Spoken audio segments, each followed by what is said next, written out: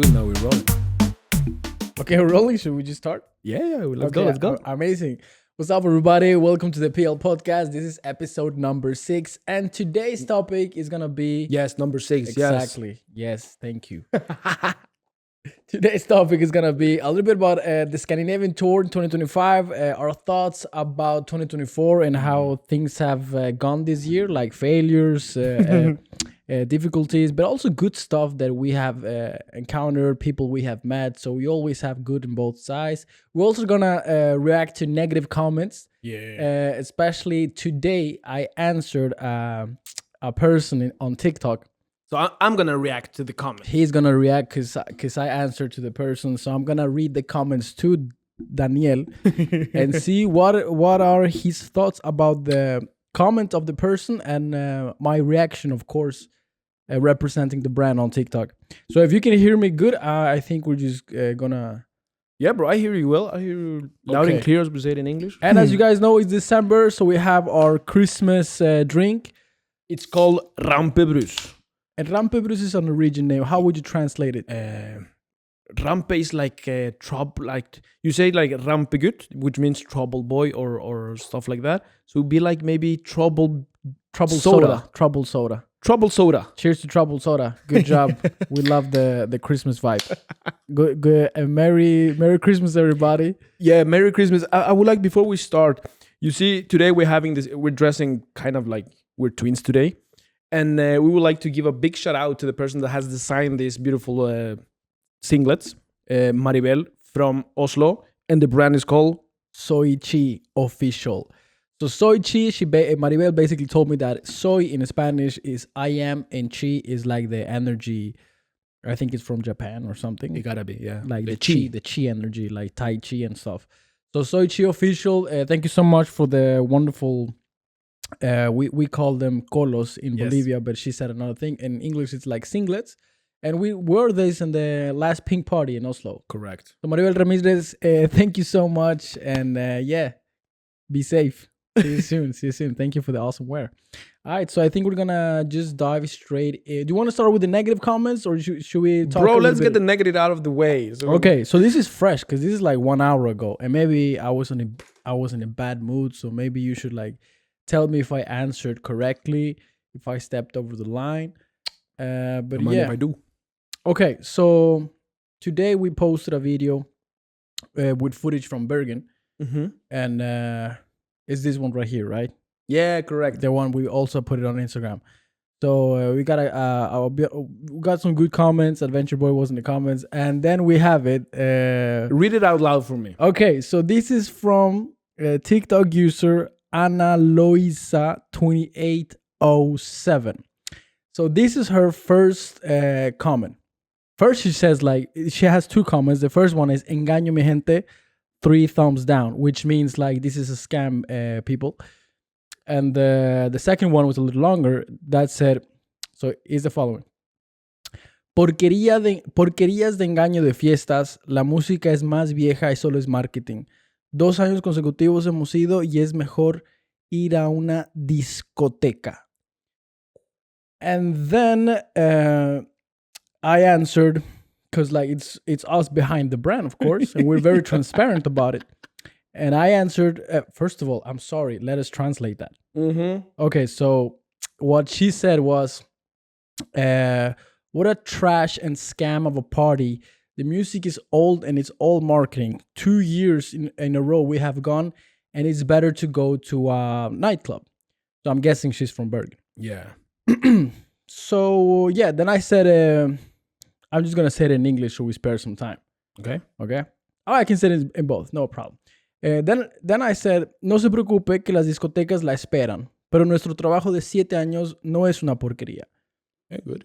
Which is like, don't worry about it. The nightclubs wait for you, but our 7 years, our 7 years of work is not like trash. Mm-hmm. You cannot like it, but it's not trash. I mean, you know what I'm saying?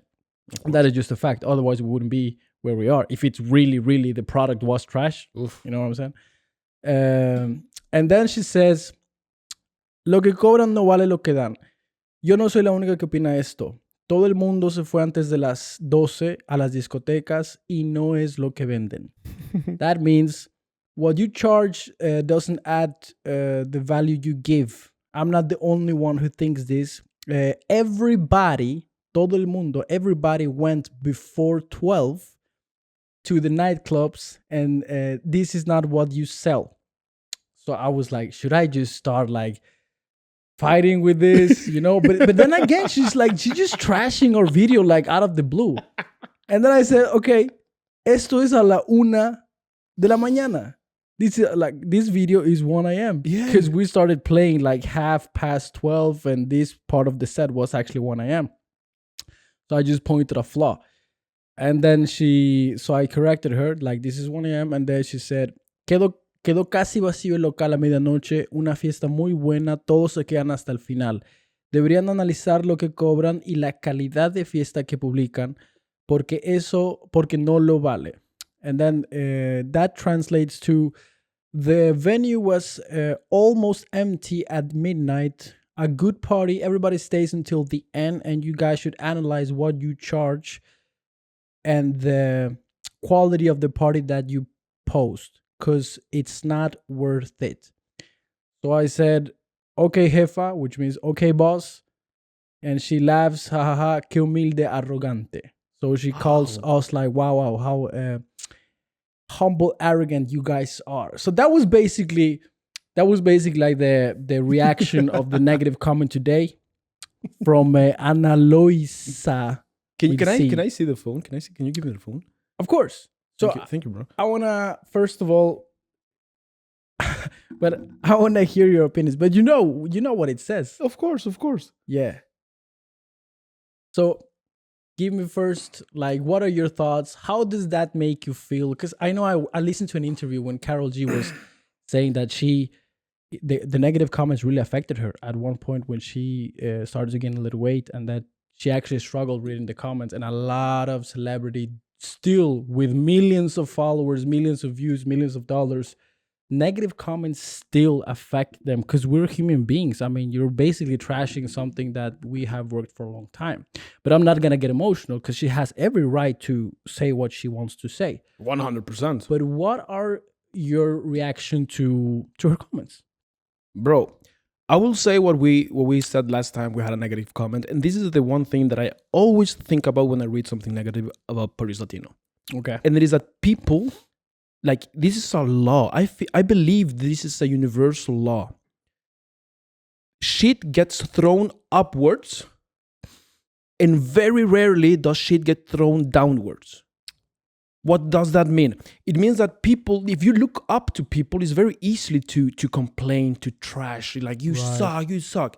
But once you are up on a level and you're looking down on people, yeah, and I'm not saying that we are better. I'm just saying, like, in the levels, you would like, why would I throw trash at what you're doing? Say that we're now, imagine that there is this, just to give an example, you have 2 guys or 2 girls that start making like Arabian parties, and they're starting. You and me, we've been doing this for 7 years. We would be like, yo, like, respect. We know what it feels to be on that level. Yeah. So we wouldn't throw shit to them. Yeah. Right? So that's like the one thing. And then I always think about the, like, legit, it's like, to say it in nice words, put it this way: if you ain't got haters, you ain't popping. We have said that so many times, and every time we receive someone like that, I'm like, thank you for using your time. Like, you're helping my algorithm. Okay, so that's your reaction. Basically, you're happy that she's helping the algorithm. 1, yeah, but 2 is like, how I don't get affected. I thought I would be a little. I thought that maybe it was gonna be a little bit more. I would get more emotional because she would come with maybe some truth in the things she said. Thank you, because I wanna, like, actually take this from the Patrick Bet David video where he says that haters highlight your flaws. So, like, every hater, there is some truth to what they're saying. So he welcomes hateful comments because that makes him want to improve. Because haters will straight tell you what is wrong with your product. But with this specific comment, do you think that philosophy applies to this comment? Because I'm gonna remind you, she said that the party is too expensive. We can go Yeah, let's go point point by point. The party was too expensive. Everybody left at midnight, or almost everybody left at midnight. And it's basically a promotion, a scam, and we are not worth what we charge or sell. Or the product is not worth that. So let's start with the first one. The party was too expensive. What are your thoughts on that? I mean, you and me, we're behind everything. Like we do the economy, we do the planning, we do everything. If many people knew how to balance the price of like what are we gonna charge the customers that want to party with us, and we also gotta think that we have to produce this party. So there is a cost and profit balance we must always think about. Of course. So in that sense, if she thinks it's too expensive, I'm sorry you do so. Like go party a place that is less expensive, that maybe is for you. Right. If you feel that if you feel like if she feels that quality of the party is so bad, I mean like don't come next time. Like I'm happy to go find another party that fits your criteria, that fits your wishes and your price range. 100%. And it's interesting because there is people that are gonna think it expensive, of course. But we have talked to people that said, "Oh, you only charge like 400 kronas. That's kind of cheap." But then there's levels to what people expect to pay in different age groups. 100%. And of course, let's just be honest. A Norwegian person is not gonna think 400 is expensive as a, let's just call it not Latin, but an immigrant that maybe has gotten used to prices from Latin America or South America. In this particular case, I think she's from South America or Latin America. So for her, it's a big number. Of course. So I kind of understand her that she thinks that 400 kronos or 350 is expensive. That's also why we also have like this price leveling up. So people that maybe find the party too not affordable can like snatch tickets early. So I kind of sympathize her with on that. But then on the other hand, I would like to invite you, the hater, like to analyze, go to the venues that we rent, ask how much it costs, and do your own analysis on how much it would cost you to make the same party we make. And let's see if you're able to take the risk that me and my brother take, because the venues get paid. The business only survives based on how many tickets we actually sell. So as you said, it's true. Like the balance between what we're going to charge and are we going to secure profit, or it is going to be like just a marketing campaign? I mean, it is kind of tough. So I would say that to her about the price point. I agree 100% with you. And I think I couldn't say it better myself. When it comes to, she said something that this is only marketing. I mean, like, thank you for it. Like, if you're just like acknowledging one of the things that I've been said for a long time, we are very good at marketing. I'm gonna say it like I mean we're doing a podcast, bro. Exactly. Yeah, exactly. Yeah. So on that, I will just like thank you just for acknowledging what I've always said to myself. So I appreciate that hateful comment that I'm managing to flip it up to a positive. Right. Now, she said she's been to the party 2 years. Twice in a row. So I'm guessing she has been to Bergen twice.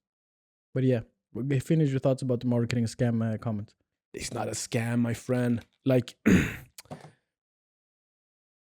you know, when you don't have knowledge of things, it's very easy to throw your opinions.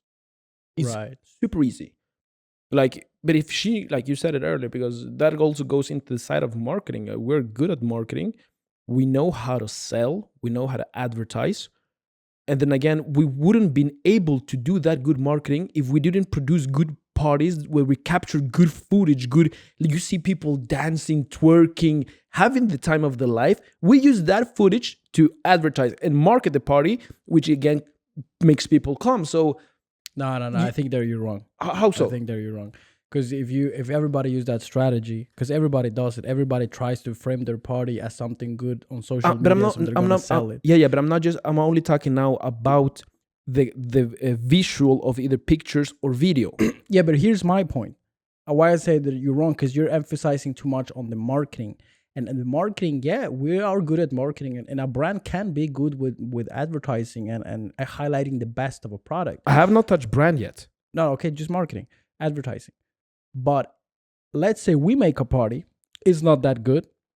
We make it seem like it was the best party ever, but the customers that were there, that experienced the party, they're not gonna come next time. So the strongest form of marketing is the quality of your product. So if our party was trash, in her words, because we wouldn't have. I very You know agree what I'm with you. saying? Yeah, like product first, marketing second. but why am I wrong when I said that, like, when people are having the time of their life, with equates as what you're saying, a good production of a party. That's why we can capture good footage from the people. Oh, okay. I thought you said that the only reason people come is because we capture good footage and No, and stuff. it's because of the whole ecosystem of Right. producing like a unique experience for people. I'm gonna be honest. I've been living in Norway for 21 years now, and till this day, within the Latin atmosphere or the urban Latin community, I have yet to see a brand or a party like Paris Latino. I'm sorry to put it that way. I can tell you, you have different genres. Right now in Norway, we have hardstyle DNA that's doing an amazing job. But like, you have that comment she gives, and then you have 1,000 people in Oslo partying. You have 1,000 people in Bergen, Stavanger. We've been to Tromsø. Like, it doesn't. That's what I said. Like, it is very easy for people without knowledge to throw shit. But do you think there's any validity to her point? Do you think she has a point, or is she just talking trash? To be honest, sometimes I think sometimes people just need to do some things with their life. Maybe they feel bad about themselves. Maybe they're like in a bad place, and they just need to spread negativity. That's why, and it's very easy to spread negativity. So is her point valid or not? I will give her point maybe a 10% valid in the point that when she's speaking that people left. I don't know if she's dead until the end. I'm gonna see the footage. Like, did you stay until the end? But as every single event or nightclub or festival or concert you have, before the, like, 30 to 1 hour before it closes, people are already thinking, we gotta go, we gotta catch the bus, catch the train, eat some food, find the Nashville. So because in that part I will give her a point, that some people leave, but that's but normal. she said at midnight. Yeah, but that's bullshit. Like, you just like showed that at midnight at 1 a.m. That's because at every party people gotta grab cabs, people gotta take taxis, people gotta eat and stuff. So yeah, like I think first of all, if she had some good points, I would be like, okay, it hurts, but we are gonna work on it, because actually she's 100%. right, and you gotta be humble to say like, oh shit, this person is actually right. And the sad thing about what I think is the I'm not gonna talk about like, oh, poor us, like they don't know how we started, and we started so small. Like, only you and I know what we went through to get to this level, so it doesn't affect me that much. But it's sad to see like that the only people that give us hate are Latin people. Can I give my one thought for why, and you can maybe come into No, that? because I kind of know what you're gonna say, but let me just finish the thought. And then I don't care actually, because I live in Norway, bro, and people. The only thing that I think it's a little sad is that people don't know how much we care for Latin culture, because to do what we have done is because we want to integrate Latin culture. We work so much for the average Norwegian people to like experience reggaeton and Latin music. Now the word Paris Latino is very known across Norway. So like the work we have put to bring the culture in the form of urban and Latin music, and then to have people that live here that is like, they just trash it like it's a party like wherever. I'm like, this is a very difficult task to do. You don't just bring a massive reggaeton event to Norway out of the blue. It takes massive work, man. And so it's not like I'm sad, but it's like, oh shit. Yeah, I was gonna ask you, are you like, does that affect you like emotionally? A little bit. I'm not gonna lie, but because it's like we're doing this for for the culture for Latin culture. So, and when you have that, the only haters are from Latin America, it's like shit. Your own people are trashing you. If there was like Norwegians come and give us hugs at the end of the events, we have all of the Asian Arabs. They come and they love the party. So Middle for those from the Western Europe, Eastern Europe, Eastern sorry. Europe, we have received so many good comments. So I'm just a little bummed out that the only critics, or not critics, the only hate we get are from Latin people, and it's like it's you guys that we're trying to like promote here with this brand, you know. I'm gonna just reset this one. Give me 2 seconds because I have one thing to say, but I'm seeing the time. I just gotta reset this one. I'm sorry, man. Okay, let's finish up with this point. So we move on. It was we quick, move on. but then again, what I was gonna say that you said that I understood my point, but I didn't hear with what you were saying is it is basically down to jealousy. If it's your own people, and we're trying to do something like, think of this: you come to a new country, and I have talked to a lot of immigrants. It's like, oh, Norway is different from where I come from. It is cold. It is different. It's not something I'm used to. Not necessarily bad. And we're like two brothers that are guys. We're gonna make a party where we're gonna unite cultures. We're gonna make it warmth. We're gonna try to make a better party, because that's the one thing why we started this, because we lacked something like Paris Latino. But and when it's about jealousy. No, I think it is about jealousy. That's a vague word to use, bro. Bro, I think it gotta be because of. Give me another reason for why people from your own like ethnicity would trash your party in another country. Way before we get into like the jealous part, I would much more say that it's their frame of reference, like Tom Billieu says, like their values, their core system. Like, shouldn't they be grateful? Yeah, man, there should be a lot of things, but I don't think it's accurate to say like the only reason why people will trash you that are from your country is because they're jealous, because that's like a very like easy excuse. No, but okay, now let me put it this way. Then it doesn't like add up. Yeah, but okay, so say they were not jealous. I believe that the approach will be very different.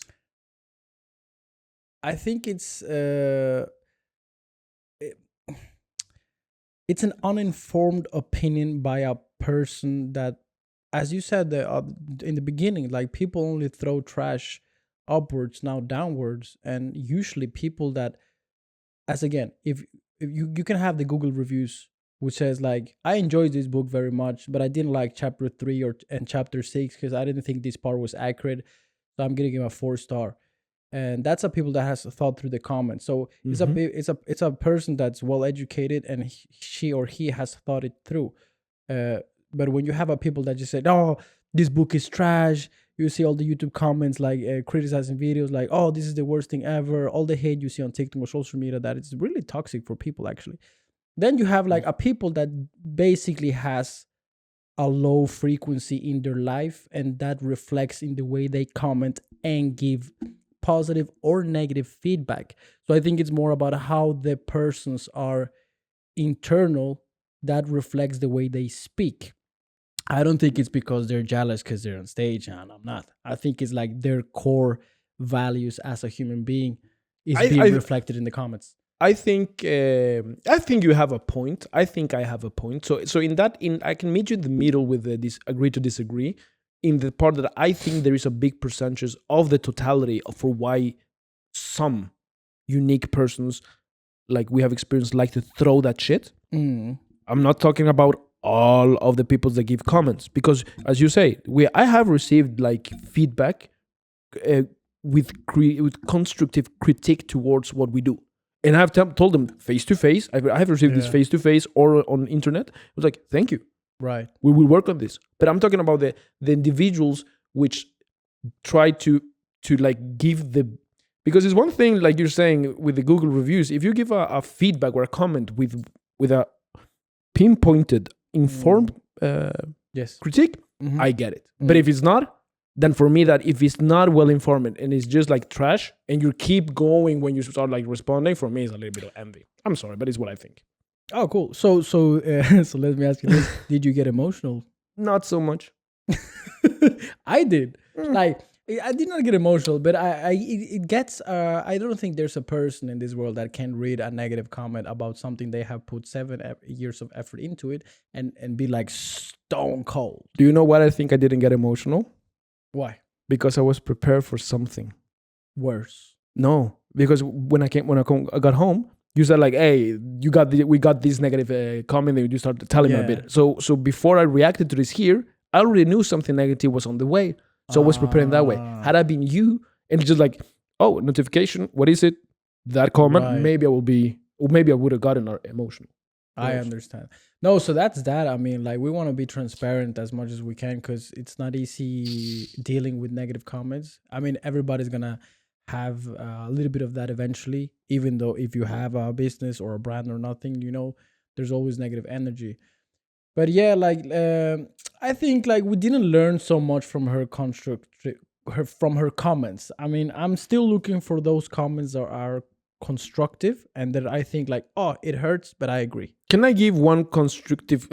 This English sometimes it's funny. We have received one that we can share because we're transparent. Like the one thing that we received, it was the one person that wrote, there was too much.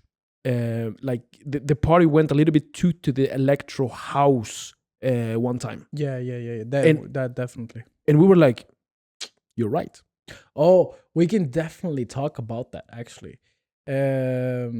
Yeah, I think we can just transition to that topic. Actually, it was a very good transition.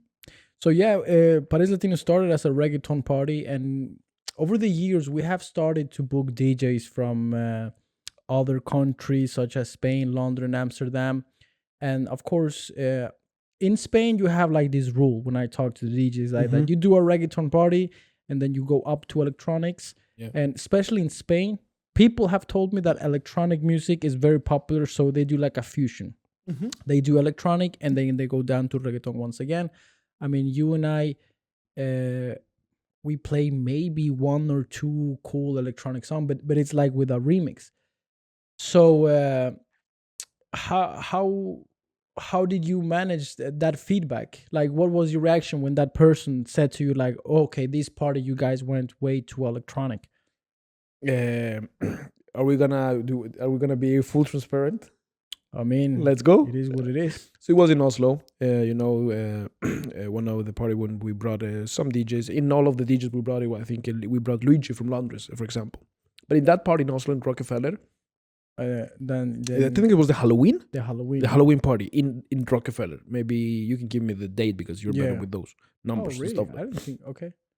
Because on that party, I remember we received some comments about the speed because it was very fast. It was but it wasn't Luigi. No, it was not Luigi. I'm thinking that So Luigi, Luigi, bro. Sorry, bro. I'm saying you came to the party, but it was not you who received the comment for. Because you played reggaeton, but it was we received a comment. Hard to do this without anybody misunderstanding it. Yeah, but it is what it is. You can always write us. But the thing is, on that party, I received like it was too fast, and when I think we sat down and talked about it a couple of days later, and it was the truth. In that time, for me, it was a little bit difficult because we were beginning making those bookings. Right. So it was like shit. It felt like a little bit of failure because we booked somebody and the booking didn't turn out to be that well, and it was in the beginning of doing so you get a little bit like discouraged, but thankfully we managed to make better bookings. But we have had always that problem. I mean, we have had electronic. We have had the same feedbacks this year. You're talking about 2022. I'm talking when we started receiving those types of feedback. Oh, okay. So what about now? Do you think like in the Norway tour, we did way too much electro and didn't do enough reggaeton? Because that is something that is debatable. Because there are some DJs we have booked that I'm like, okay, it's too much electro with Spanish vocals. You know what I'm saying? Sometimes. And it's not only like one DJ, but I can see like a pattern. I think to be honest, we experienced that in Stavanger, for example, on the white party.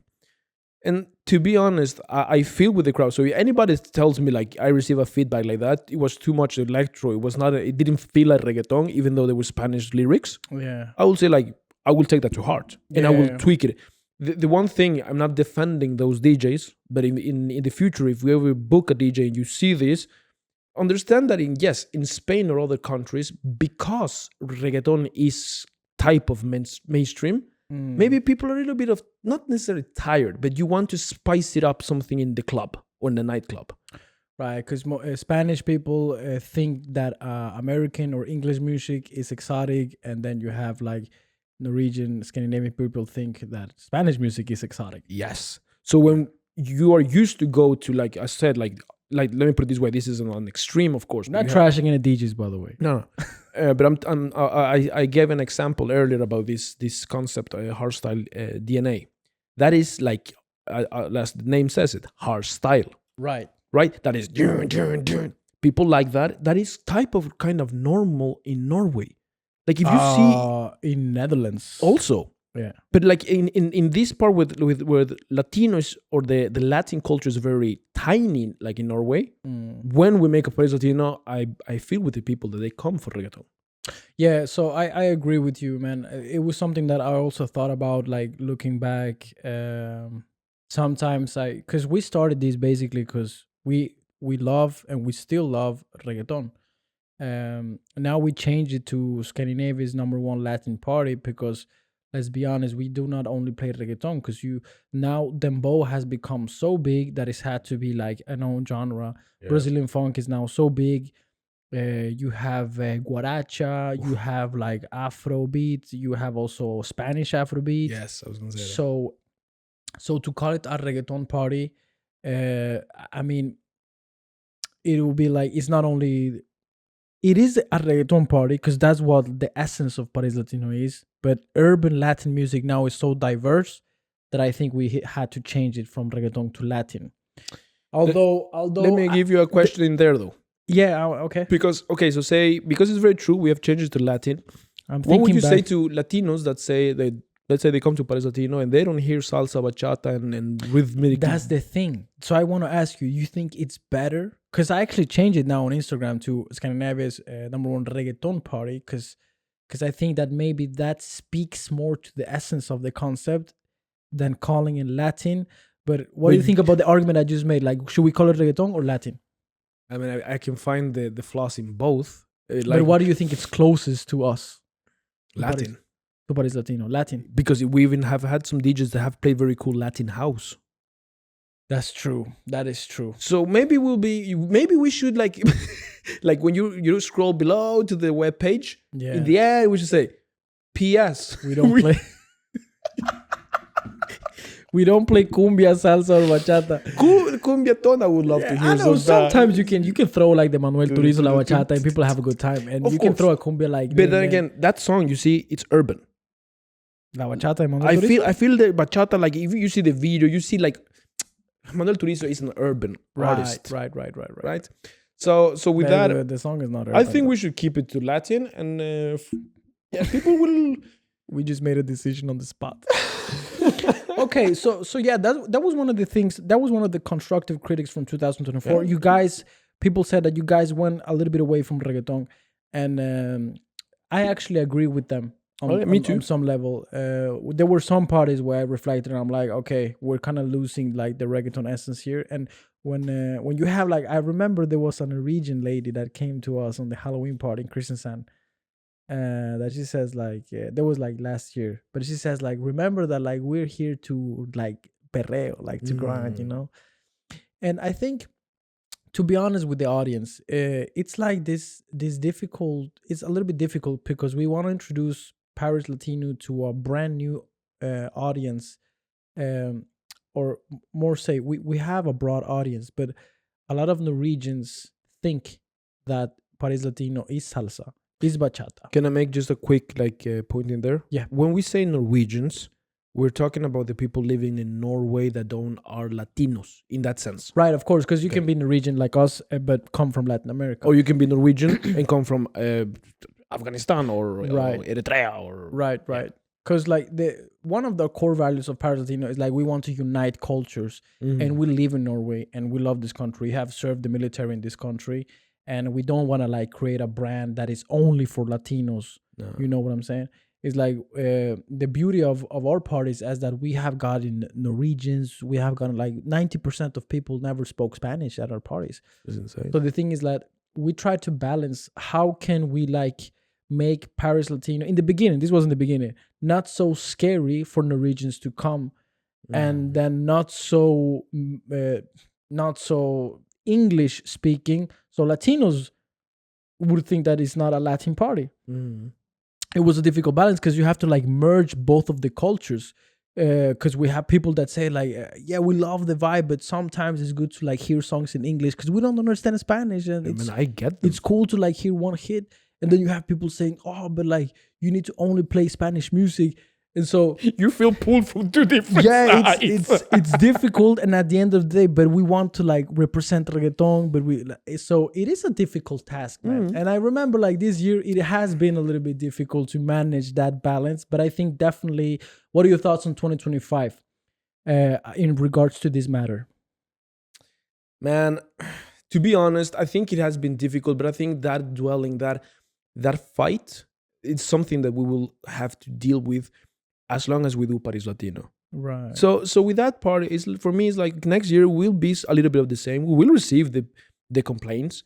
We will most def maybe book a DJ that does not understand, or maybe because you gotta be honest, you're a DJ, you're standing there with the decks, like I have the mic, I can just decide like I'm not gonna speak.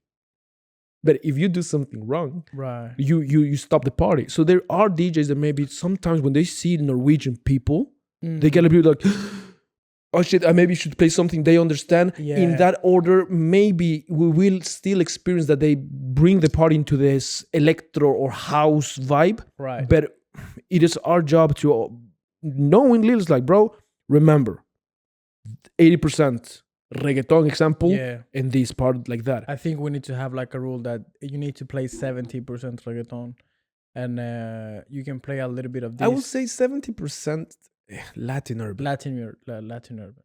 True. And it's like it's true what you said. If you're a DJ and you're coming to Norway and you're seeing that people are not singing the songs in Spanish, you're very tempted to like, oh, I need to switch to an English hit, because like I don't want to disappoint the organizers and the people. So yeah, I think we need to be a little do a little better onboarding with the DJs. Yes. In 2025, saying that don't worry, like people are used to not understanding the music.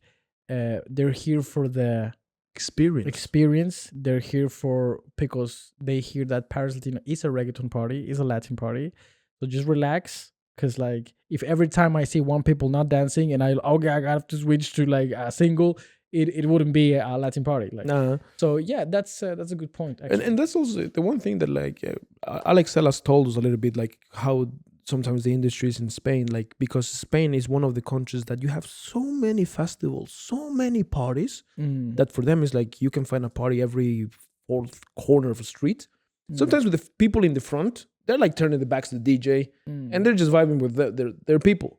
When a DJ comes from a foreign country to Norway, and you're still like the people in the first two rows are always like looking at the DJ. It's very different. So I feel with the DJs, and I understand that struggle there. Yeah, and the solution, as you said, is a better onboarding. That is on us. Yeah, you see. That is so for 2025, that is like the one part that, in order to make the party even better, that's what we gotta.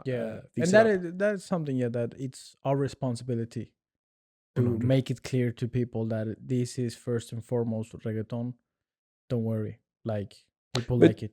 I have received, and then we can make it. We've read. Oh, okay. Let's we've read after I reset this. Okay.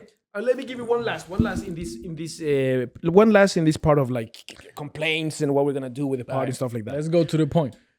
Afro. I've heard some comments from people like, you guys played too much Afro. And I was like, and I asked the person, please explain more. Unpack, like how much? Do you remember how many hours, how many minutes? Nah, you brought this one DJ that played like all full Afro. And maybe she was referring to Chris from Centrum Center. Yeah. What I responded there, it was like, at the end of the day, it's like, yes, thank you for your comment. It is very true. Like we booked him because he plays, that's his music, that's his style. And I believe that in order to make a product very good, you need room for testing. You need room for innovating. And if we don't see how people react when somebody plays an Afrobeat or a piano, it's like, we will never know. And in Centro Scene, people vibed with Chris. That is that is exactly what I was gonna say to you, because a lot of people came to me and I saw how much people love the Afrobeat, because I love it. I love Amapiano. I love Afrobeat. Beautiful. And you have a lot of people. It's in the urban genre. It's in urban. You have Afrobeat, that's Africa. You have dancehall, that is like Jamaica, Caribbean, and then you have reggaeton, which are like. Then you have Brazilian funk and dembow, and they come from the same roots. It's like street music. It's music for people that want to dance from the urban culture. So I've heard a lot of people that really are satisfied with the Afrobeat. And I said I heard there was one comment. why exactly? And that's the tricky part. That one, there was this person said that we if you have 98 really great comments and you have 2 negatives, the brain automatically just focus on the 2 negative comments, and you forget the good feedback people have given you. Correct. So, what do you think about Maybe incorporating Afrobeat? I love it, man. Because let me give you the example of Raúl Alejandro. He was a reggaeton artist, made his music, and then he comes with these sounds like the Afrobeat. And I'm thinking like, bro, it is true. Like, if you think about it, reggaeton, like dembow, it all, like you said, it all comes from this one. Bro, it all actually comes from Africa. There you go. Like all the tropical music at a certain point did come from Africa. But tell me this, like when we heard the song is Santa with Aya Star, man, like Raúl Alejandro crushes that song. He's doing an Afrobeat on Spanish. 100%. And it's like 2 music genres that are very like they're brothers, Yeah. Latin and Afro culture are very like united in that certain. So I wouldn't worry too much about it. I was more worried about the electro part. Yeah, me too. Because that's you see the difference. To be a little bit careful. Of course, you have some people that love listening to a drop. When we did the J Balvin remix with Animals, Martin Garrix, which is a Norwegian guy, by the way, so it makes total sense because it's a Norwegian party. I mean, people loved it, but I do understand that some people could say, this is like too much electro. I get those people, even though I love some of the electro drops from time to time. So it's gonna be a good task, but I think the main thing is that we have learned from the onboarding process, and we're gonna make sure that nobody doubts that this is a reggaeton party, because we can play Afro, electro, dembow, Brazilian funk, everything, but the primary source here is reggaeton, and I would just want people to know that. I don't know what, or do you think that Paris Latino should like stop being a reggaeton party and just be a lot of other things? Nah, man, like I'm gonna maybe use 2 minutes saying this into 45, but I want to make my peace with this thing here. Okay, brother, we started this together 7 years ago, and we were making the party basically that you were playing the music that you and I would love to dance to and party to. So it started from this dynamic right here. Right.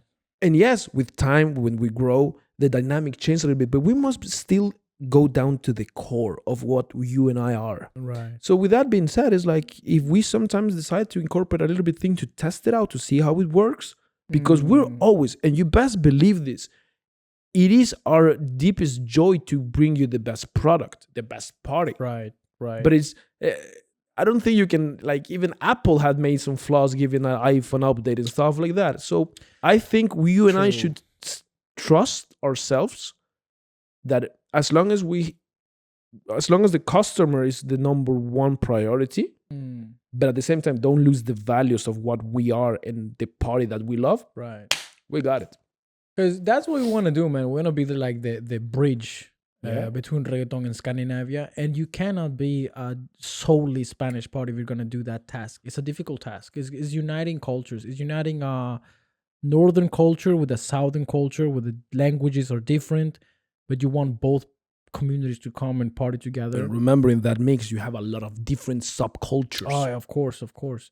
So yeah, it's not easy for people that think that it's easy to do Paris Latino. But it's fun. It is a lot of fun, man. I mean, and that I want to go to the transitions. Yeah, go. What Tell me three things that were tough, difficult for you with Paris Latino in particular, and like the whole making parties, and then three things that you're very grateful for from 2024 and all the experiences you had, Maybe one of the most difficult things is, or challenges, like something you'd struggle with. I believe that we still have to break this little ceiling when it comes down to like the the the balance of the financials of a party like this, of a project like this. Mm. You see like other parties like in similar scale to ours in different countries, because they're like, I'm a German party that I'm gonna make German music for German people. You have German companies that say, hey, take my money, let me help you grow. Well, in Mm. Norway, I believe that's been one of my struggles, like still having faith that we have to fight, we have to continue, and one day, like the industry of Mm. Norway will value what we have done and say, Right. let us help you help Norway.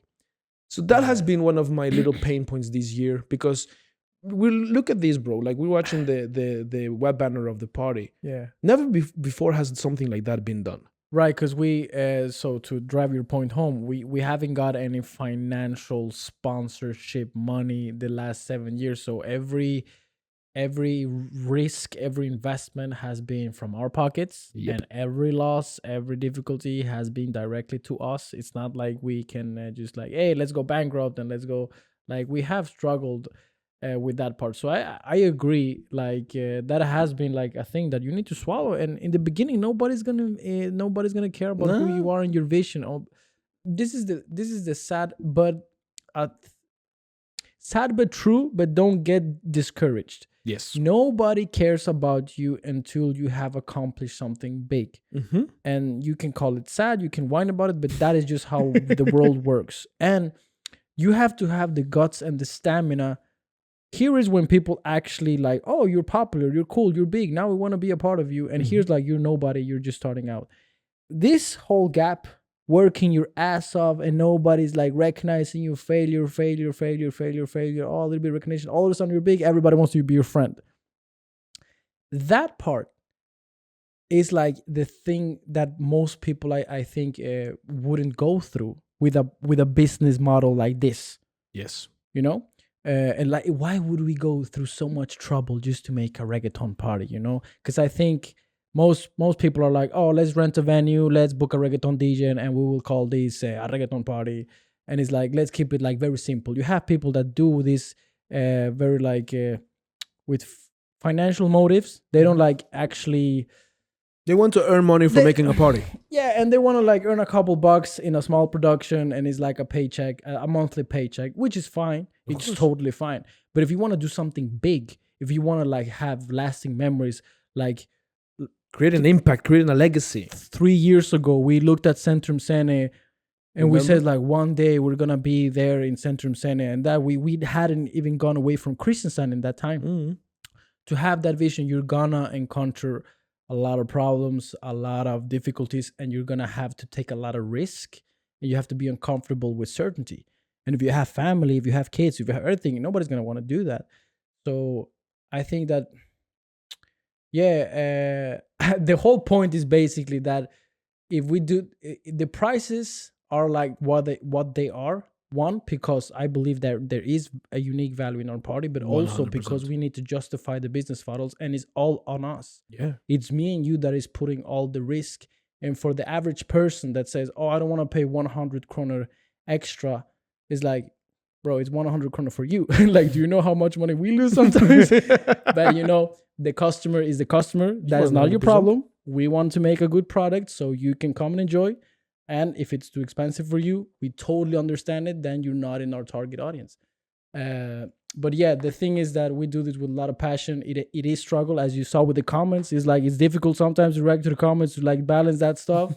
It's such a minor thing, bro, because the vision is so much bigger, you know? Exactly. And there comes you asked two questions. One was what was difficult and what was like you enjoyed.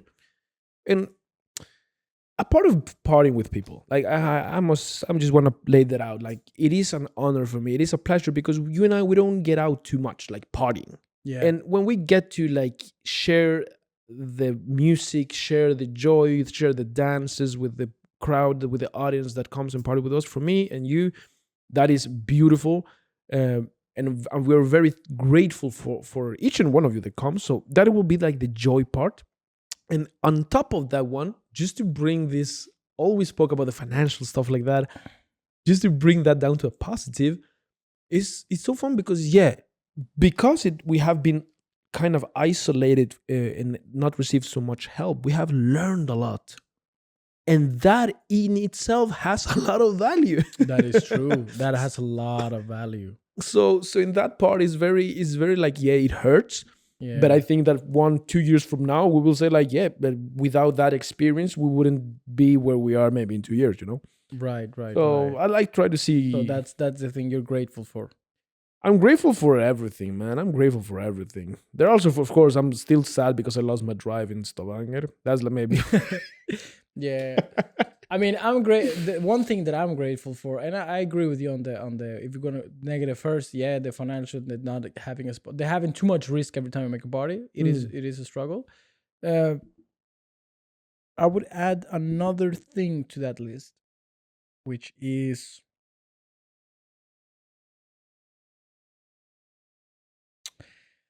I'm trying to think how I'm gonna say it is the right way, but it kind of has to do with well, okay. There's one person said to us when we made the festival, one very good friend, one very good person.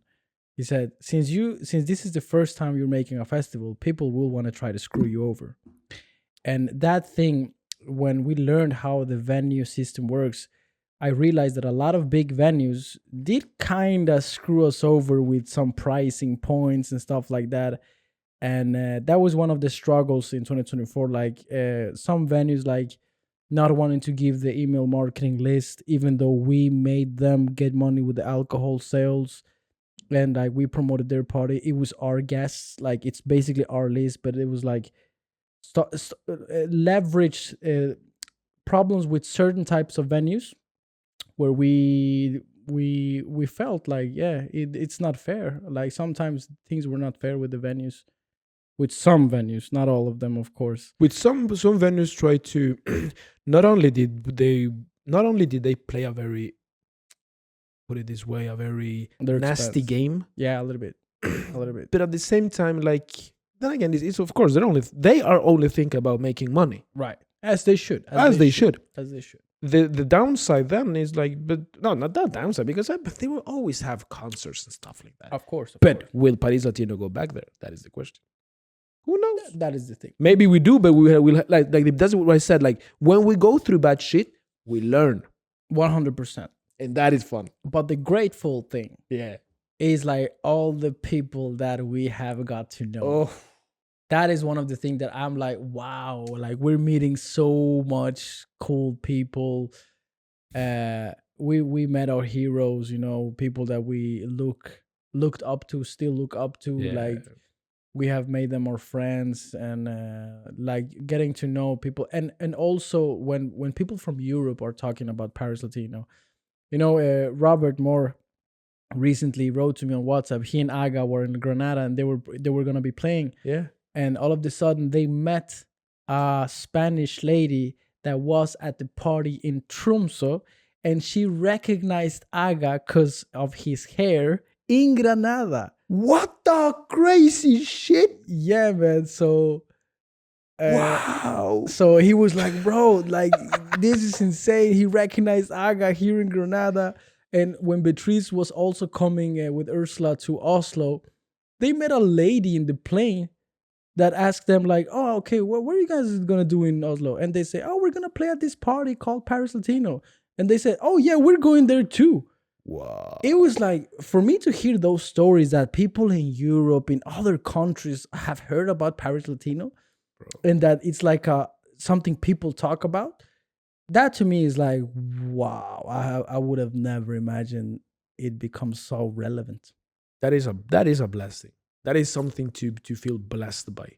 Yeah. Because there's nothing you're doing there. There's not No. like, that is just a result of what we have done, and of also the connections we have created. Because I'm also grateful for a lot of the DJs we have worked with that were brought here that I've really like. You know when you make a party, you see when a DJ comes for their own benefit, but you know also see when these DJs comes to for the culture, for like for the Yeah, totality. That's the one thing. definitely. And I agree with you. The people we have met, so it be DJs or folk that we worked with or the audience. So very grateful. Let me have this as a clip because I want to like use this clip so I don't have to stress. When DJs are approaching and wanted to play at Paris Latino, DJs or musicians or whatever, what kind of tips would you say to them on how they approach us if they want to get booked? Give them your tips so I can Don't publish this. be arrogant. Don't Okay, one. like just like say, hey, we should do something. Try to think like this. Why should they hire me to Norway? Try to frame that. So when you're thinking, I want to play in Norway in Paris Latino, why should they hire me? And go from there. Answer that question yourself first. That's actually interesting. And from there, your writing has to be better. I don't know, maybe it's cultural. Maybe their culture is different, how they talk in different countries. But I will say, like, have some, be humble, have some humility. What we have done, what we have created here, as you explained it earlier, is from our own sweat. So for me, when I read some of the people that write like, yo, we should do something, my question is, why? So yeah, right, exactly. That's the thing. What advices you give? That sums it up pretty nice. No, that's the thing. Like, ask yourself what makes you different. How are you gonna bring value to the party, and be polite and professional. Because, like, as you said, there are some people that are like, yeah, we have to do something, brother. I'm like, brother, I don't know you, man. It's like, it's so easy to spot people that just like want to throw comments and just get booked, like giving compliments and like, let's just put it this way. We can smell through the bullshit. So you have to be professional. You have to know that you need to like, as you said, you need to like understand why we should bring you. Do you also have a passion for reggaeton? Are you a structured person? Do you have everything in place? Because when a person has a press kit, like everything in order, it says a lot about you. It's like a website. When you go into a website of a company and the website is like red font here, green there, pictures are bad, you don't trust the website. So you don't trust the company. You don't trust the company. So if you have like a DJ that is like, they don't have their thing in order and they're not polite, I would say that those two are the biggest thing. And know that this is not your regular party. Paris Latino is not your regular booking, because you're entering a party where it's two brothers that invest all they have on it, and that we are in a situation where we can pick from a lot of DJs because we have a lot of requests. Not to sound arrogant, but we have. So we don't really care if you have 100,000 followers, if you're an influencer. The thing about Norway, can you explain a little bit about the famous culture in Norway so people understand that? Okay, I'm just gonna reset that one because now we're heading in. I have like 10 seconds. To finish the point, you have to be polite, you have to be organized and professional. Yes. And you have to understand that fame in your country does not equal the same fame in Norway. So to the people that say, yeah, but my DJ has 100,000 followers, you should book them or her, because normally it's a her with the influencer DJ stuff. What would you explain to them about the famous culture in Norway? Let me see if I got your question correctly. But like, okay, so you're famous, let's say, in Spain. The regular people in Spain or Latin America or Europe, when they see a famous person, and then you have in Norway when a Norwegian people see a famous person. Okay, that way, like, yeah. Okay. In Norway, you can see the guy or the girl with 1 million followers walking down the street buying groceries at the local store, and you will not even say hi to the person. Most times, people are just like, okay, I'm just gonna walk by. I don't want to. Either is because you don't want to interrupt what they're doing, you don't want to be annoying, because that's the one thing Norwegians people don't want to be, is annoying. Right. Let me give you another example just to bring the ball home. Like in the buses in other countries, you sit down where there's a free seat, so you can grab a conversation with somebody. Like, yo, what you doing? What today? You don't know the person, but you start a conversation. In Norway, we have a different culture. People are very selective. Like now, it's my space. I'm not talking with people like here and there. Mm-hmm. So in that sense, if you are famous, if you have the 100,000 followers on Instagram, understand that doesn't play shit in Norway, because most of the followers that you could reach are not in Norway. So for us too, when you try to come from the angle that my DJ is famous, understand that Norway is not necessarily a place where people go for DJs. Yes. So in that sense, for us, it is always a job to promote a party. And that comes also to the part how we present our invited DJs. Right. Like, I just want to add that, like, famous people are not a big deal in Norway. No, they're not. That's the thing. Famous people are maybe a big deal in other countries, but in Norway, I love this about it, because you can be a famous person in Norway and you can walk in the street and people can. I know of maybe hi. 2 famous persons in Norway that can have that struggle. Of course. But you know who those? No. Martin Ødegaard and The Holland. football player. Yeah, of course. That's the only 2. There's always the exception, bro. But like in general, you can be a famous person. You can, as you said, see him at the store and it's like, oh yeah, this is a famous person. But it's not like in other countries where people like walk up to you. So Selfie. right. So I know in Europe, I have understood that like you have influencers that have a lot of followers. They suddenly become a DJ, and then your selling point is, my DJ is famous, so she or he is gonna bring a lot of people to your club. That does not work in Norway with even local influencers. Nope. So it's like, if not even local influencers can pull a party with 1,000 people just by leveraging their brand, a Spanish, Dutch, UK, Asian, American, South American, Latin influencer is gonna have lesser impact because they don't know you here. Not to be disrespectful, but yeah, it doesn't matter if your DJ is very famous. It needs to matter that they have the same passion for urban and Latin culture as we do, and that they're talented and that they love what they do. Mm-hmm. That's kind of like the important thing. I just wanted to drive that home. So Yeah, I agree. So it's been an emotional roller coaster. It's been a fun one, bro. Can you sum up real quick what is the status with the Scandinavian tour as of now, and what is the plan moving forward? We just released the Sweden event. Give me your thoughts. Give me your 2 cents. Yeah, that was like Sweden, Gothenburg. Today, I think it was today, you told me that Gothenburg has 600,000 people.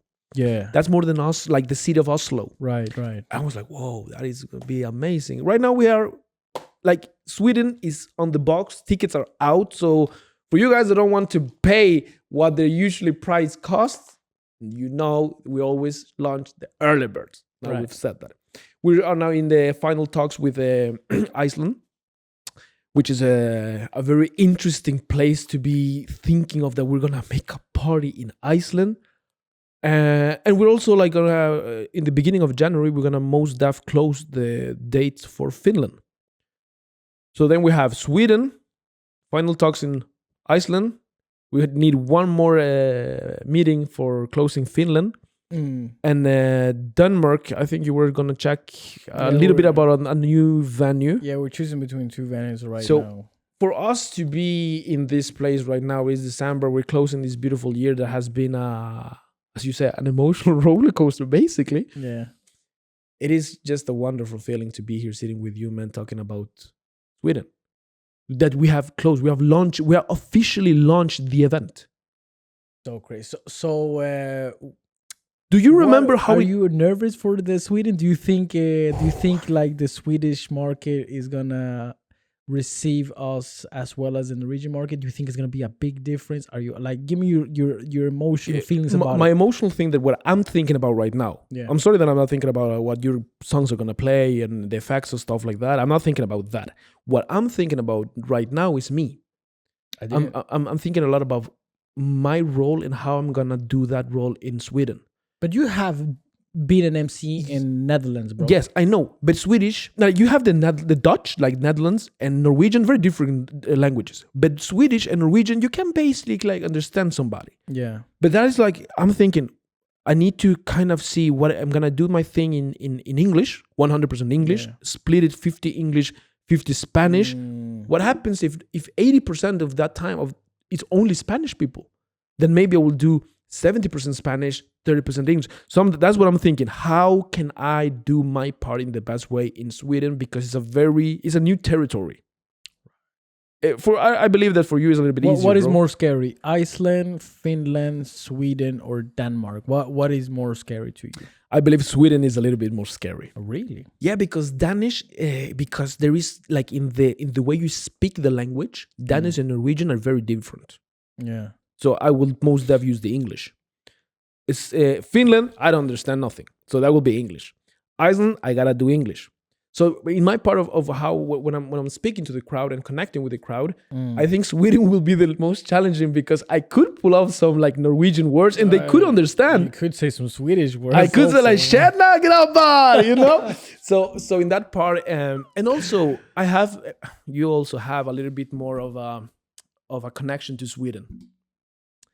Like from of course we have connection to Sweden. Yeah, we have family in Sweden. We have families. We've been in Sweden like time. so many times for our years. Like and to make the party there, it's not that I'm not treating all of the venues with the same emotion. But of all the venues, of all the countries we're gonna travel in 2025, to go to Sweden, it has a special meaning for me and for you. True. We have grown up a lot of summers spent in Sweden. And I just gotta. I wanted to give one last point before you go. Yeah, of course. And why is it a little bit emotional is because, and I just thought of this, I think it was yesterday. We're gonna play also in a city where our father, when he was young, played. That is true. And that got me like, wow, it is like, for like Sweden is a very like, personally, I'm really connected and I'm really looking forward to that party.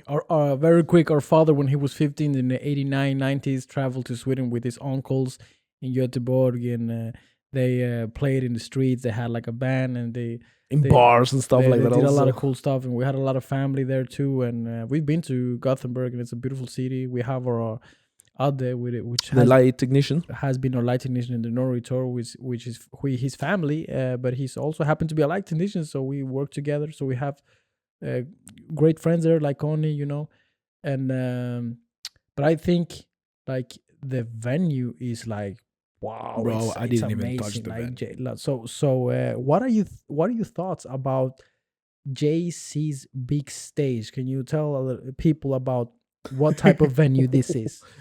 So I think that this venue will be one of the most luxurious, most elegant venues we have used.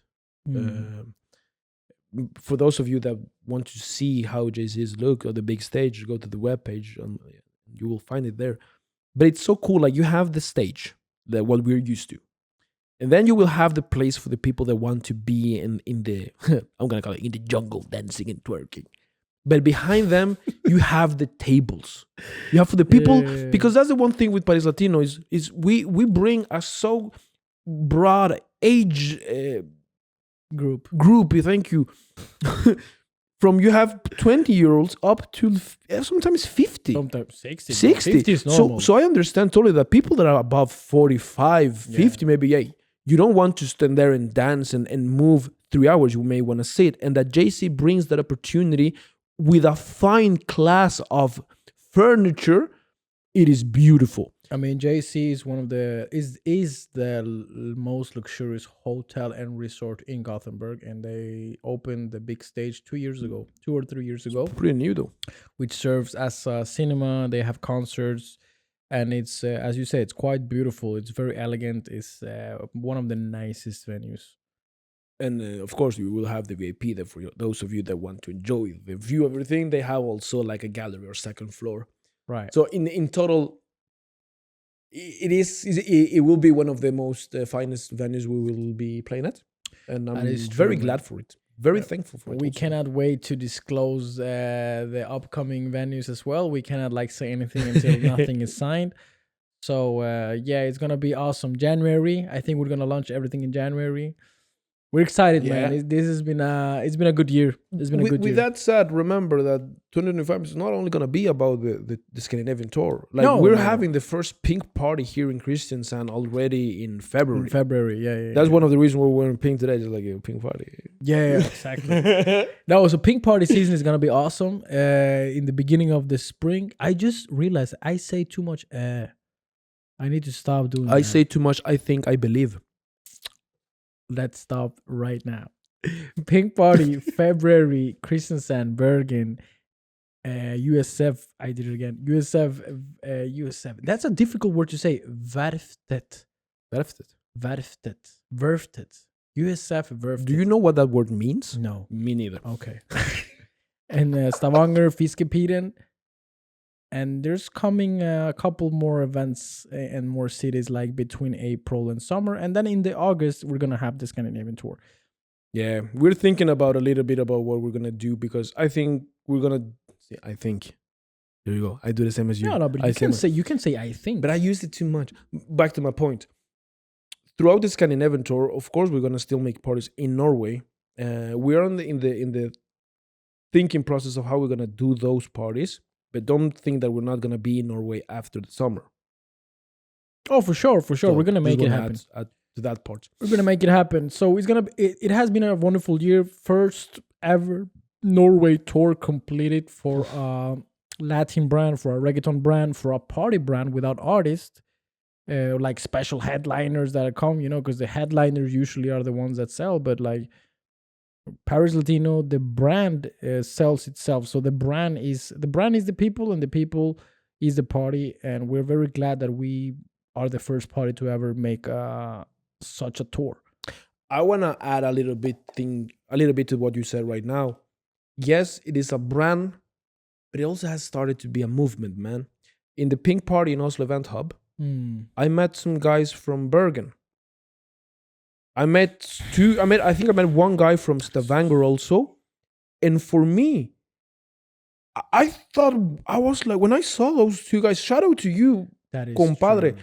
That is true. Traveling either with train or plane, it was like, thank you. But that means that this is a movement. People are crossing now cities to be part of the totality of what we do of the party. So I was gonna say that. That is true. That is so true. Thank you everybody that comes and comes to Paris Latino. If you travel from other cities, Please let us know. If you travel from other cities, let us know. let us know. We will give you a very good discount, or even give you free tickets. Don't worry about it. If you are traveling and you need to, if you're don't if you're traveling, if reach you're out. traveling half an hour, you're not gonna get anything. But if you're traveling 3 hours, 5 hours, 7 hours, we're very happy to give you the tickets, and as a thank you for taking the time to come to Paris Latino. Yeah. Thank you for everything. And 2025 is gonna be a good year. It's gonna be a terrific year. It's gonna be, every year we kind of exponential growth a little. Not a little, like a lot. Yeah. I'm really looking forward to, and I don't want to skip the year so fast, but I'm really looking forward to next December and Sitting here again. And to be here with you and talk through the 2025. That will be really cool. Totally agree. I'm looking forward to this journey with you still, brother. Likewise, man. We have our share of disagreement and struggles, but I'm very happy that you are my partner. My partner. The last 7 years, my business partner. Yes. My business partner and my big brother.